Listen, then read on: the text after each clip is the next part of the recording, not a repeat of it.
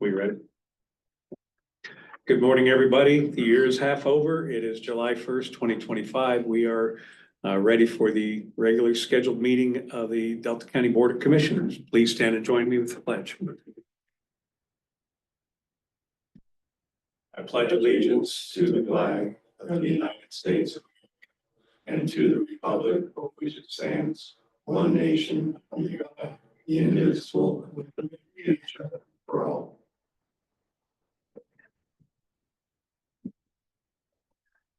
Thank you. Is there any additions, edits, changes to our agenda this morning? I have none. None. Ms. Terry? The agenda will stand as presented. Constituent time. Anybody in the room like to visit with the commissioners? Seeing none. Anybody online? No. Thank you. That brings us to County Clerk, Ms. Terry Stevenson. Good morning, Commissioners. I have the minutes for the June 17th, 2025 regular Board of County Commissioners. Were there any changes, deletions, or additions to those? I have none. Zero. Very good. Thank you. Perfect, thank you. Anything else for us? No, the only other thing that I have is that we will be having this meeting on July 29th. For County Board of Equalization and the audit for people are doing his presentation. So this is a regular special meeting. A regular special meeting. We'll defer that to our legal counsel. He's busy reading something. If he would weigh in sooner versus later, that would help tremendously. Up into regular versus special. Yes. We'll allow you guys to work that way. That brings us to Commissioner business, Ms. Robbie. Good morning. First thing this morning, Delta County Deputy Assessor Paul Hartford will be here to report the requirements under CRS 39-8, 105, 1 and 2. Report to County Board of Equalization, the total assessed value of all taxable property, list of all real and personal property protests, the status, the outcome of each protest, and a list of owners who failed to return a personal property declaration. So with that, I will turn it over to Deputy Assessor Paul Hartford to come forward. Good morning. Good morning, Commissioners, ladies and gentlemen. Thank you for giving the Assessor's Office the time this morning.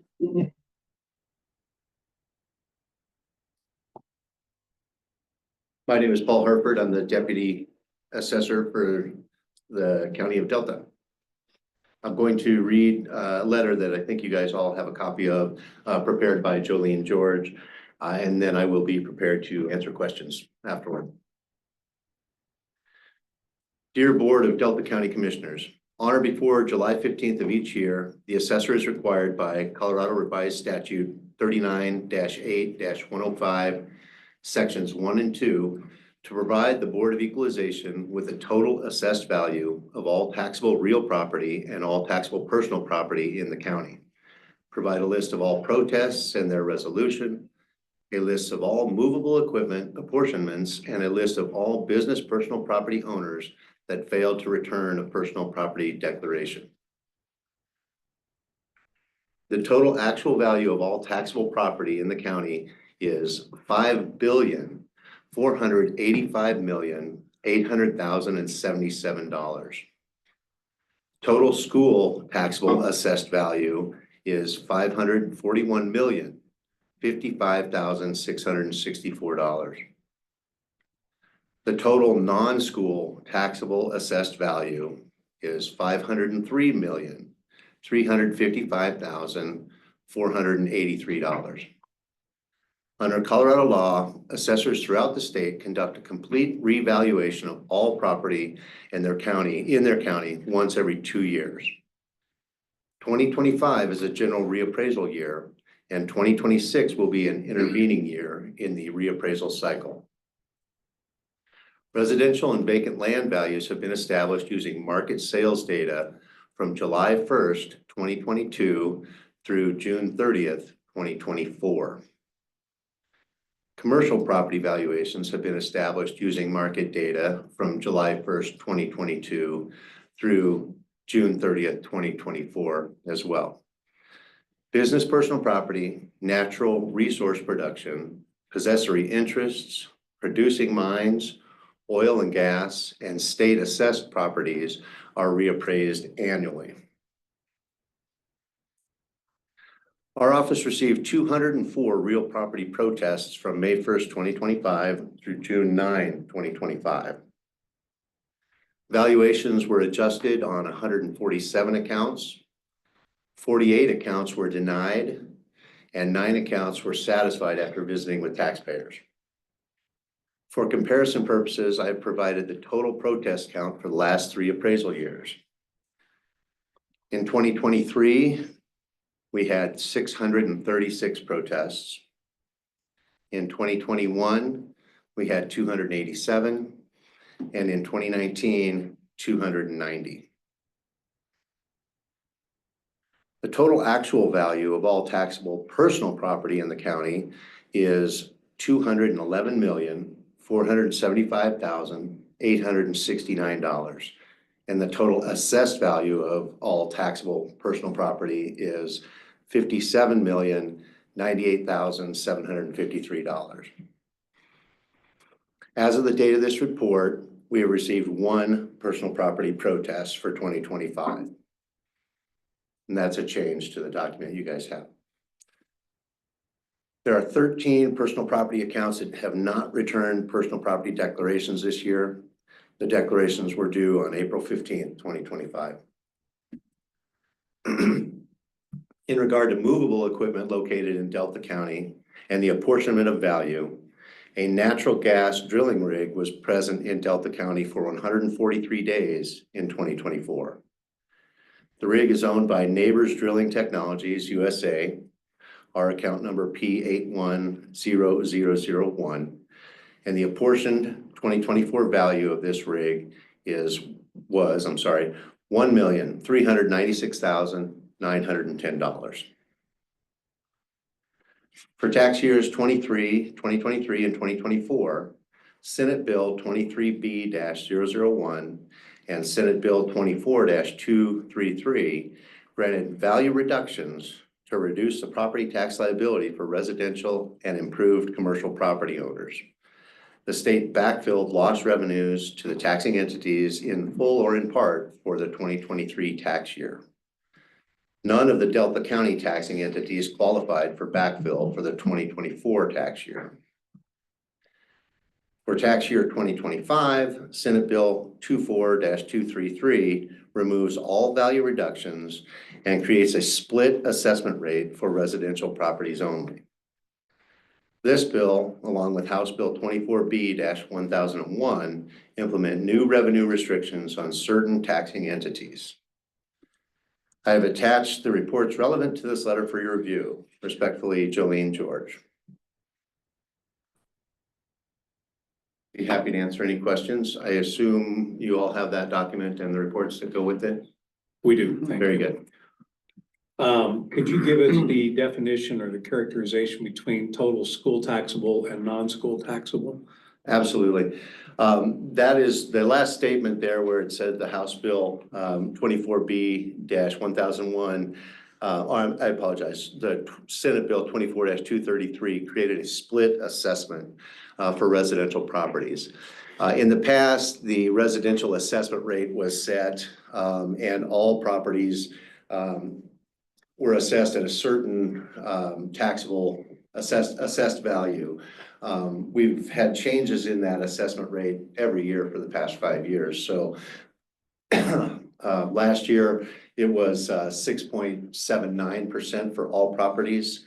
And then for this year, for 2025 and 26, that bill created a split rate. And so essentially what it did is it gave the schools the ability to have a higher assessment rate to retain more taxable money compared to local governments.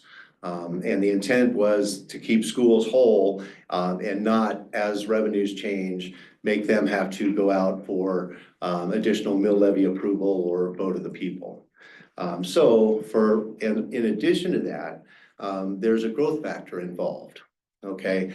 And the growth factor is implemented based on year-over-year growth between 2024 and 2025. So it's possible it could be retroactive, okay?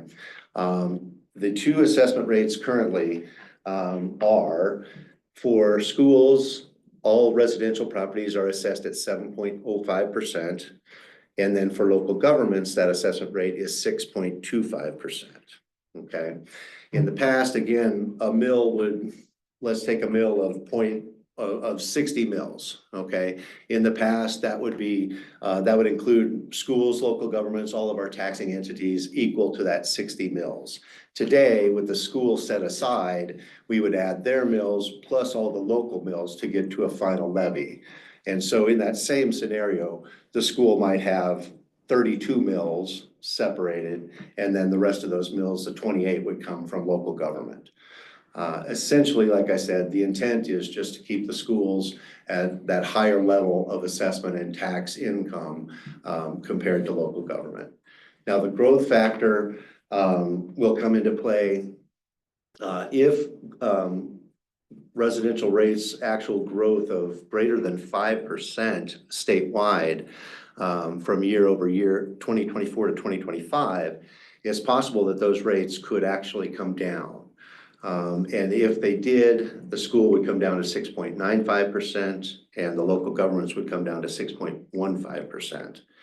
Again, and that's based on growth from 24 to 25 that we won't see till the end of the year, and it could be retroactive. Now, just recently, the state legislation decided, well, you know, that makes it hard for schools to budget if at the end of the year, we're going to change their mill. So they've already locked in the school rate at the 7.05% for this year.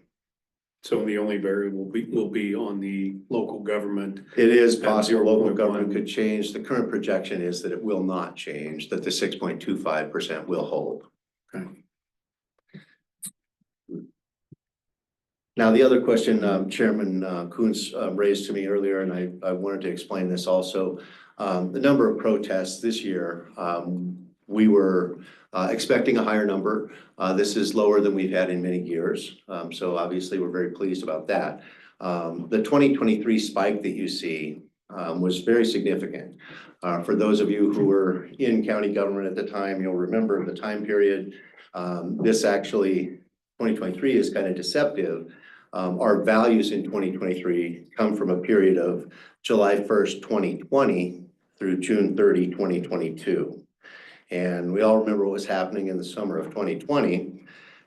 With COVID, we had a very interesting real estate environment in Colorado.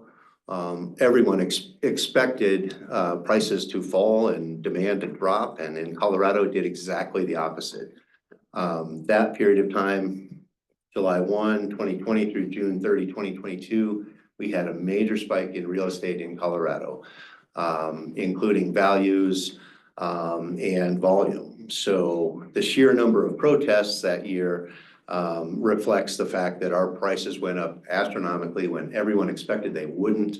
So not only did the market change, but the market perception was such that most people didn't understand it.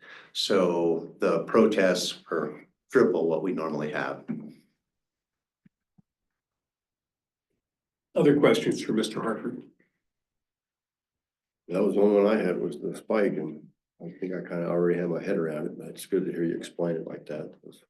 People have way too much time on their hands to do their digging. It was definitely a unique time. I have no questions, but thank you to you and your staff. Thank Jolene for such a complete report and getting everything compiled in a timely manner. We appreciate that and thank you. Thank you. We're happy to do it. And you guys are quite professional. I really appreciate the hard work you put into this, and it shows. Well, thank you very much. We sure appreciate all of your support. Robbie, is this an action item to accept or? No, they just report Okay. based on the statutes. Thank you, Paul. Very good. Thank you all. Thank you.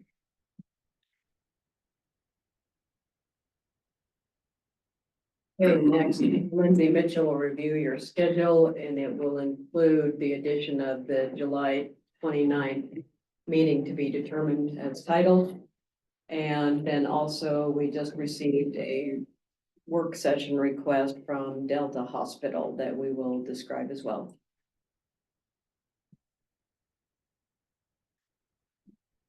Go ahead. I didn't see that report copy, so if you could. I will, yeah. So today, Tuesday, July 1st, 6 to 8 p.m. is the Republican meeting at Service Creek Church. On July 4th, all day, the administration offices at the county will be closed in observation of the holiday. Just to remind the public, all emergency services are still open.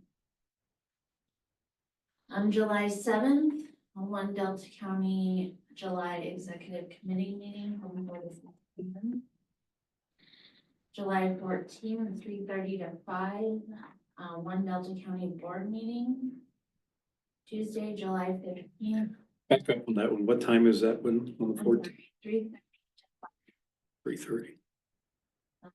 60 Dodge Street. Okay. Tuesday, July 15th will be our next Board of County Commissioners meeting. That's 8:30 to 12. Here at 560 Dodge Street. We are done with the work sessions for Road and Bridge. Is that correct? Right. Tuesday, July 15th, 3:30 to 5, is a Board of Health meeting.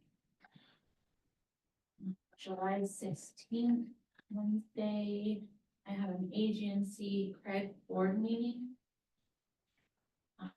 In Craig, Lindsay, the 15th yes. at 5:30 to 7. There was one sent out about a Lilly discussion with the fire districts. Correct, I got that also. Yes.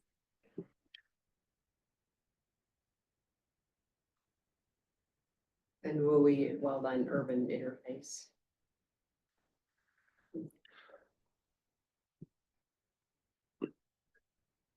So July 15th, 5:30 to 7, work session with the Wildland Urban Interface. All commissioners will be there for that. Thank you, John. And then July 22nd, 9 to 10 a.m. ClearGov training for Capital. That's here at 560 Dodge Street.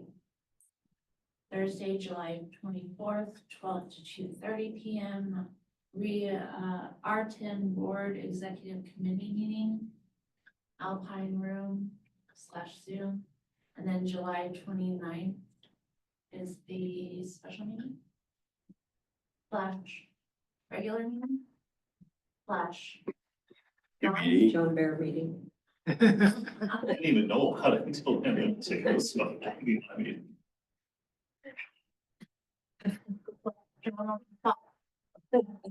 We'll let Quinn figure that one out. either. Wait for me. Just wait for it. Wait for me. Don't start without me. Robbie, what was? Okay, so July 8th, Delta County or Delta Hospital has asked for a work session and that will also include the ambulance districts from the North Fork as well as Delta, our health department and our human services department. This is in regard to the reduced funding for behavioral health transport that the hospital is occurring now. And so it is a work session to determine, basically to see what the scope of the problem is, what there may be for potential solutions between not only the county, but also the hospital, human services and our health department. And what time was that? And that will be 1 to 2 p.m. on July 8th. We'll also include our sheriff's office as they are significantly involved in our transport as well. But again, it comes down to funding, which there's not a lot of options. We might also include this recent HICPUF announcement about clawbacks. That's part of the why Annie and Jackie are coming. Thank you. There's a hold on something at eight AM. Does anybody else have that? Yeah, I had three Service. other things. Lindsay, on the 8th, you mentioned a Human Services Award. Yeah, I'm just waiting for confirmation from Annie because I haven't gotten that yet. That's why it's still on hold. so I Just a will- hold then? Yeah. And then on the 10th, and again on the 24th of July, Club 20 Summer Policy Meetings, and 10th, it's in Gunnison. On the 24th, it's in Steamboat. I'll be attending probably the Steamboat one in person and the Gunnison one virtual. Are other commissioners attending this? Not yet. So I probably won't public notice. Okay. So I'll wait for public notice to hold and then I won't public notice them. If you could just let me know what any other commissioners know. We'll do that. would be great. Okay. Thank you. Then fair starts July 26th, Saturday, with community night on the 30th. Okay. Great. Commissioners, anything else for our schedule that you've picked up? There's another ClearGov thing on Monday, the 28th, One is Is that- capital, one is like. operating and personnel. Yeah.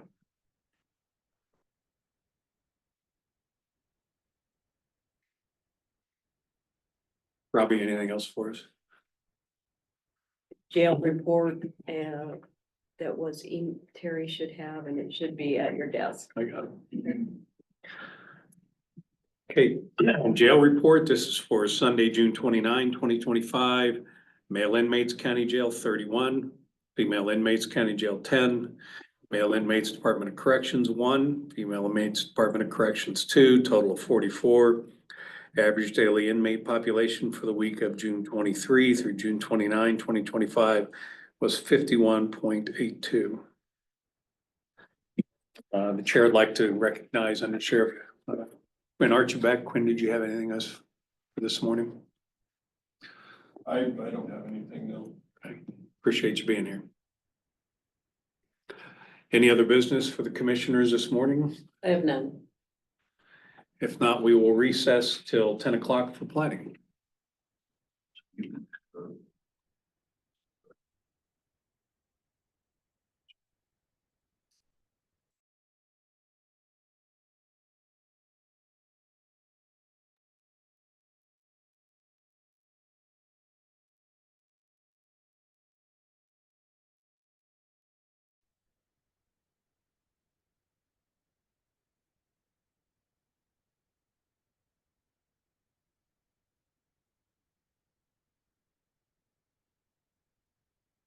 You guys ready? Your mic's on. Yes.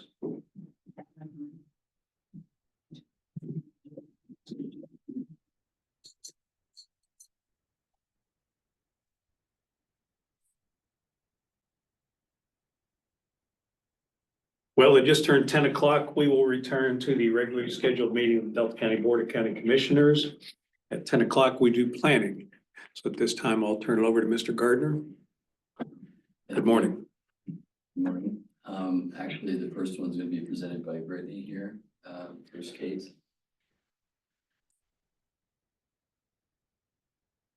Morning, Commissioners. Good morning. So our first project, before you today is PLN 21-049. Rasmussen, sorry if I said it wrong. So today you will be accepting a final plat subdividing a 36.19 acre parcel into 12 lots, into two phases. So here you'll see, the final plat.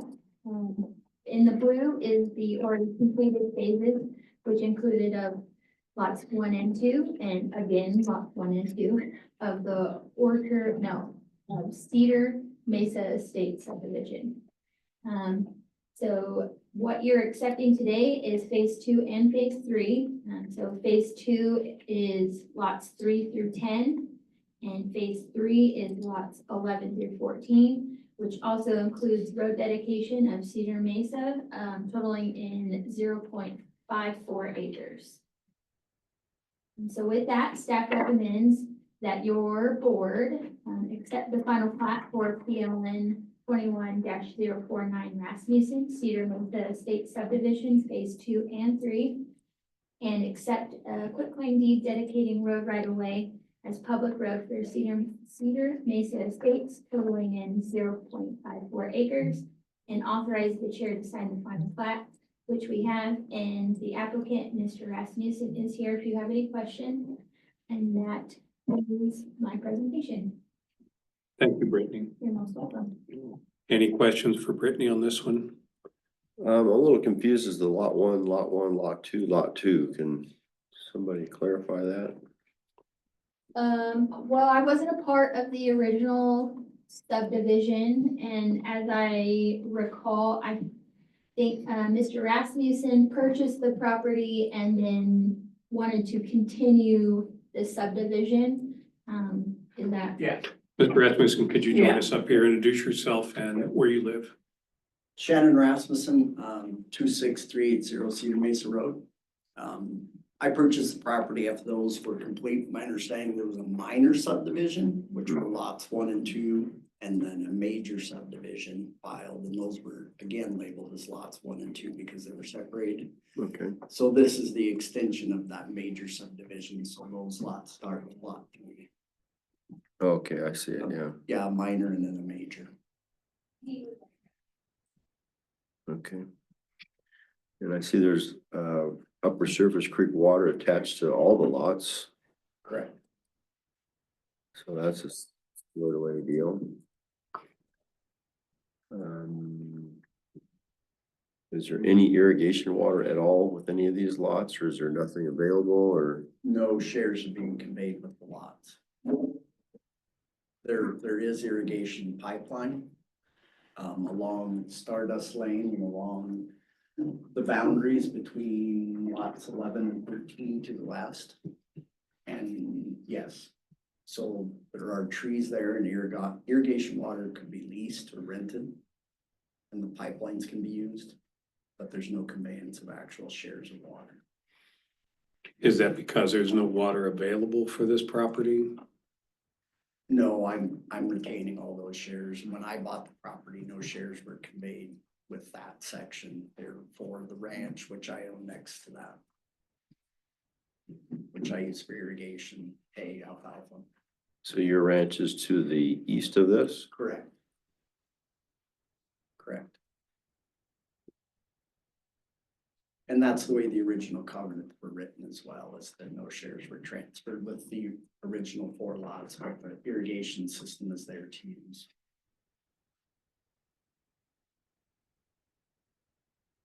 So your property retains the water, Correct. and how much water is that? Do you have any idea what you own? I believe I have 19 shares of Cedar Mesa Ditch. Some, I don't number of Cedar Mesa Reservoir, and then I think around 100 shares of Leon Lake.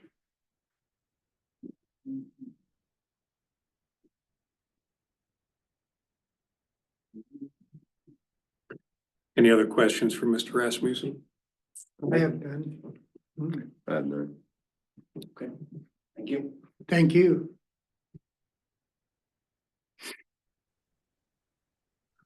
But we have an action item. What is the will of the board on this?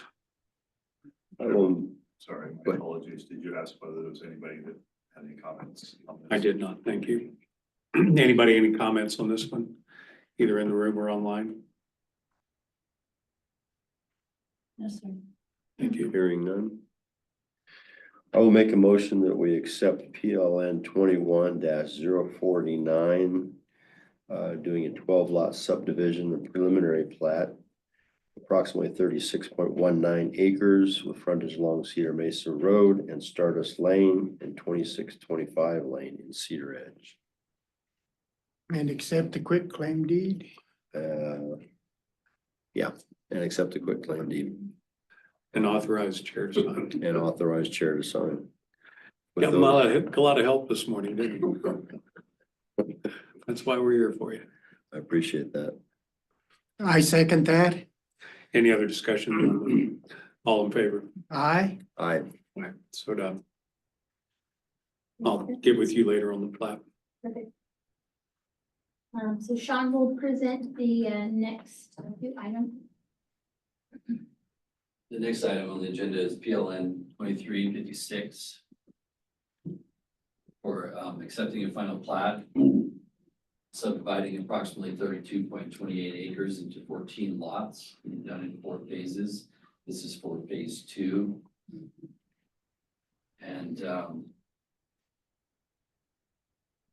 in reviewing the final plats and the conditions, the staff found that it's met all the conditions required for accepting the final plat, and so we recommend to the commissioners to accept the final plat for PLN 2356 Orchard Mesa Estates Phase 2, and authorize the chair to sign the final plat. Is there anybody here on behalf of Orchard Mesa There Estates? it is. Mr. John. Please join us. Yeah, Ron Klein here. I'm online on Zoom. Thank you. Please introduce yourself and where you live. John Peters, 112 Village Square West, Ridgeway, Colorado. Is there anything you can provide for additional detail on this action today? That we've worked hard to get to this point, and I'm here to answer any questions you may have. Any questions, gentlemen? I've got one question here on this, it's a ditch easement that looks like it cuts through between lots 15 and 16 and kind of goes off at a 45-degree angle. It looks like it goes up the border between lots 1 and 2 of phase 1.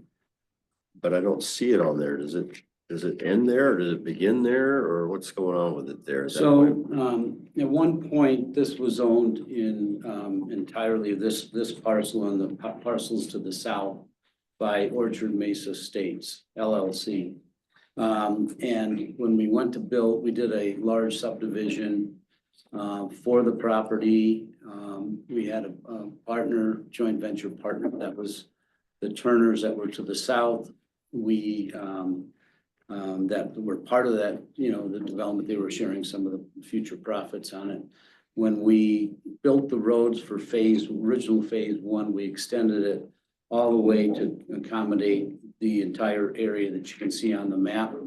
We had relocated the piped water line or irrigation line through the parcels between 2 and 3 and 14 and 15. I'm sorry, between 1 and 2 and 15 and 16. We have a secondary ditch that we pick up for tailwater that's going between 2 and 3 and 14 and 15. That line comes around, and as you can see on the irrigation plan, connects back at the original point that it would go into the southern property line. And so that's why it looks like it just kind of comes to an end. It actually continues on. It's a 12-inch pipe line that continues southerly on the old Turner property, now owned by a separate owner, and ends where the very last 2 users of this pipeline. So he's actually, that property to the south is owned, is the last conveyance of this ditch water that's actually piped and daylights and then runs back into Surface Creek. So at this point, there's no entrance between lots 1 and 2. The entrance is now over between lots 2 and 3 to get there. No. If you back up one page, you can see it on, which was on phase 1, where it comes between lots 1 and 2. It is there. It's just that on this plat, we're only doing phase 2, which is lot 3, 14, 15, and 16. So it does come between lots 1 and 2, and then 15 and 16. So on page, are you talking about page 7 of this, or is that just a completely different picture that we're talking about? Yeah, I think he's talking about the slide. But you can't really see because it's very small. So occurring between lot 3 in the yellow and lot 2 in the blue. Okay. Is that correct? I'm having a hard time to see that when we go back over here. So where it comes, you can see the, I don't know if I had a pointer, if you can see the diagonal line that's coming along, Running Deer. That entering north of the property. Okay, That is an existing pipeline that comes, takes a 45-degree bend, enters up onto lot 1 and 2, and then was relocated to go south between 1 and 2, and it actually comes down through 1 and 2, moves and goes westerly along 15, the north side of 15, and then south of 14, where it connects back to the existing pipeline at the property line between 14 and 15 to the south. okay, The other line was a continuation of a ditch of a pipe that we put in to service future lots in the future subdivision. Okay. That's no longer, it's been abandoned. So it does service lot 16. And actually daylights on the south side of 16. And that was all done in 10, 15 years ago. Okay. Other questions for Mr. Peters here, gentlemen? No, Thank you, sir. Is there anybody who'd like to speak to Orchard Mesa Estates here? We've got a Juliana Rose. Please join us up here.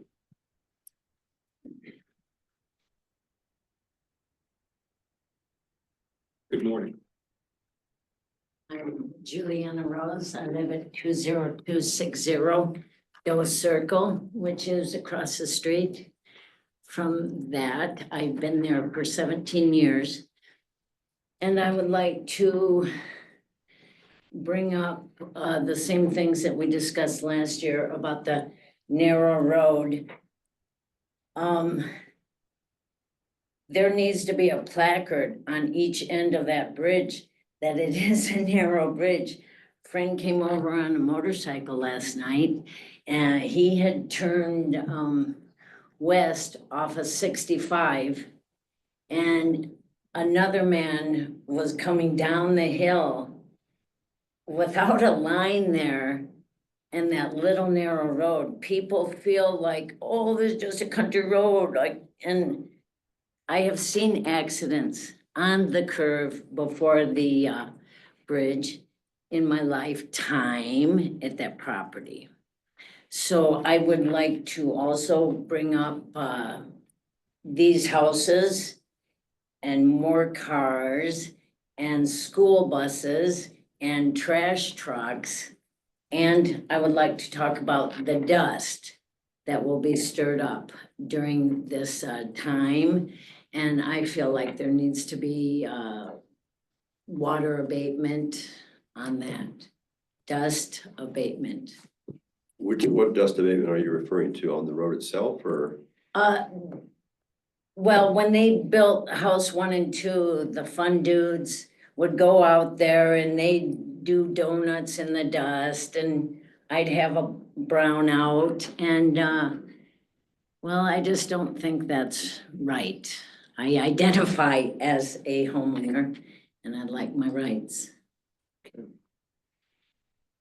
So, Ms. Rose, you indicated 2 things. You think that bridge needs placards and there needs to be dust control on the construction. Yes, and there needs to be a line down the middle, so Okay, that's- people know which side of the road they belong on. The road is too narrow, the bridge is too narrow. You just redid the highway and there is no turning lane, there's no widening there. And I just don't understand if you plan on putting all these houses in, how you couldn't think about the infrastructure that would be needed to support. That is in the urban growth area identified by the town. Okay, So you thank need to you. understand All that right. this is part of the logical development. of Oh, Delta County. nice. Okay, well, I just wanted to state my opinion. I came to the meeting last year. My husband had stated everything. I didn't speak at that meeting. I came to the next meeting. you talked amongst yourselves and then you halted the meeting. That was a day of work for me, so. Okay. I'm just doing what I can. Part of this application is they've done a traffic study. And the determination has been made by CDOT that this will not meet their 20% threshold increase in traffic at the intersection of Highway 65 and Running Deer Road. The next phase more than likely will trigger that. So these 4 lots, in addition to the 2 that are existing, are not going to trigger that. But the next, like I said, the next phase probably will. And at that point, that's a whole nother study. I had heard 5 houses before that would happen. Well, it's a 20% increase is what the actual number is. And that's the CDOT formula that they use. And they have indicated that this will not meet their 20% increase at that intersection. Okay. And as soon as you get to 21, the situation changes. So future developments on lots, well, it's phase 3 and phase 4 are gonna be in for it, I think, at that point, for a pretty significant change there at the intersection. Wonderful. Thank you for coming in, Okay, appreciate it. Thank you. And Tom, I can't pronounce your last name. Disher. Yeah. Please join us, sir. Sure. Good morning. Good morning. Please introduce yourself and where you live. I'm Tom Disher. I live at 20207 Lilac Court. So I live in Orchard Mesa Estates. Lot 1 or lot 2? I'm in 2. You're in 2, okay. So I know on the irrigation part of it, we had the original line that came down from the north actually came across my property. And we went, working with Ron, we went through the documents and, signed the forms that say it's an abandoned line that would have gone pretty much under my garage. And it extends, that line would extend into lot 15 as abandoned. But, so, they rerouted everything and basically, I see no reason why, there shouldn't be further development there. I've not experienced any particular problems. I have irrigation water. I know how the system works. And as far as traffic goes, if there's anything, I see more traffic from the neighbor to the south with heavy equipment that goes in and out of that property. That raises a lot of dust. Cattle are also kept on that property that have a tendency to free roam, except for this time of year, which they've been moved off to the high country, but anyway, that's it. Thank you for your comments today, sir. You bet. Thank Appreciate you. you being here. Anybody online, Ms. Lindsay? No, sir. Okay. Mr. Peters, have you got a minute? Sure. Please join us again. We've had particularly one particular issue that has been raised regarding dust during construction phase. The bridge placards and any street lining would be referred to road and bridge. But dust is an issue during construction phase. We had asked you guys to be very cognizant of that as you sell these lots. Let them know. We will. Well, this is Ron Klein. I'm the owner of the property, and as we sell these lots, it's likely it will be someone like in phase 1 where they built a spec home. And so we'll work with that contractor and ask them to be conscious of that and take steps to help mitigate that when it's dry. Thank you. Thank you for your time, sir. Thank you. So we have an action in front of the board. What is the will? Go ahead. Still in your area. I will make a motion that we accept PLN 23056 Orchard Mesa Estates, accepting a final plat subdividing approximately 32.28 acres, creating 14 lots in the UGA zoning designation phase. Is there a phase designation here? Or we Phase just, two, I believe. hmm? In this phase two Phase two, and authorize. and authorize chair to sign. I second that. Any other questions, gentlemen? I don't know if the motion was stated correctly, but they're creating 4 lots for phase 2. The 14 is the total. New Okay, lots. yeah. Oh. Creating 4 lots then. Okay, As amended there. we will amend that to be the 4 lots in the phase 2 of the UGA zoning designation and authorize chair to sign. I second that amendment. All in favor? Aye. Aye. Aye, so done. Thank you. Thank you, guys. Thanks, everybody being here today.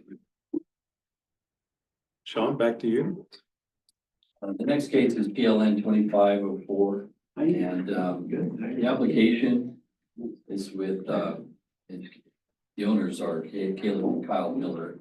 And they own a 40-acre parcel in A35 zoning, and they just wanted to subdivide it in half into 2 20-acre lots. 1300 Road runs right down through the property if you go. And so subdividing it, into a minor split like that would require the dedication of 1300 Road and B Road that runs along the south side of the park as well. And that would in fact turn it into a 3-lot subdivision and make it a preliminary plat.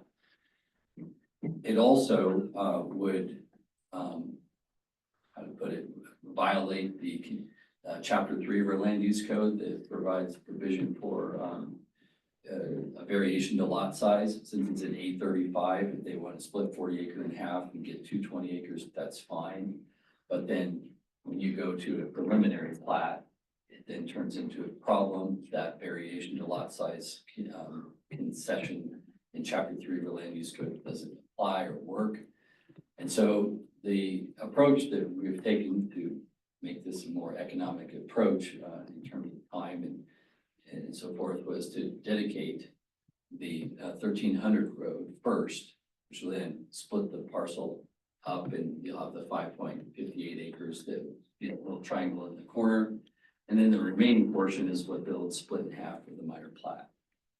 So we talked to county engineering agreed that they'd like the dedication of the road. The right of way that was there was inadequate, so now there's a proper right of way that's the proper width. And they have accepted that and would like to have the commissioners accept this right of way. So the motion is to accept the quitclaim deed with the legal description and exhibit dedicating right of way corresponding with the existing 1300 road and B road within the subject parcel to the Delta County for the public right of way, and adopt a resolution for the right of way. Is there any questions for Mr. Gardner on this? No, thanks. Thank you for the explanation. Go ahead, Craig. So the next phase will be the split of the bigger parcel then, we presume? Yeah, there'll be a minor plat to split the 32.2 acres in half there for the two brothers. That's how they originally came in, with just one line horizontally across the whole thing. And we're like, well, it's a problem. They have to dedicate the road, and then that creates this whole domino effect of issues.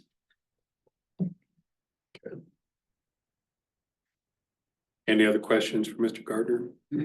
Mr. Bear, you look like you got something on your mind. No, I think this is a little straightforward. I think procedurally, I mean, I worked with Sean on this one. I think procedurally, it feels a little backwards, but I think that there's a rational approach here and that sort of thing. I think you're gonna end up in the same situation in the end, and if this is a simpler procedural approach, I don't know that makes a whole lot of difference. Okay, thank you. Well, I move that we accept a quitclaim deed dedicating right of way to Delta County for 1300 Road and B Road, PLN 25-004 Miller. And we have a resolution number. Yeah, okay. Leave the wheel there, Mike. Okay. This will be 21. And approve resolution number 2025-R-21, resolution accepting dedication of right-of-way on 1300 Road and B Road, and authorize the board to sign. I will second that motion. Any other discussion? All in favor? Aye. Aye. Aye. Yeah.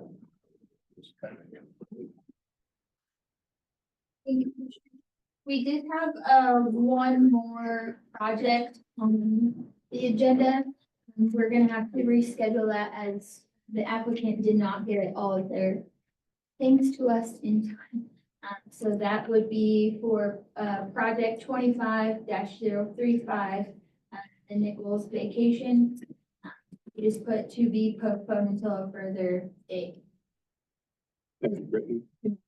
Anything else before the board this morning? I do not believe so. Okay. Gentlemen, we are adjourned. Thank you, everybody, for being here today. Thank you.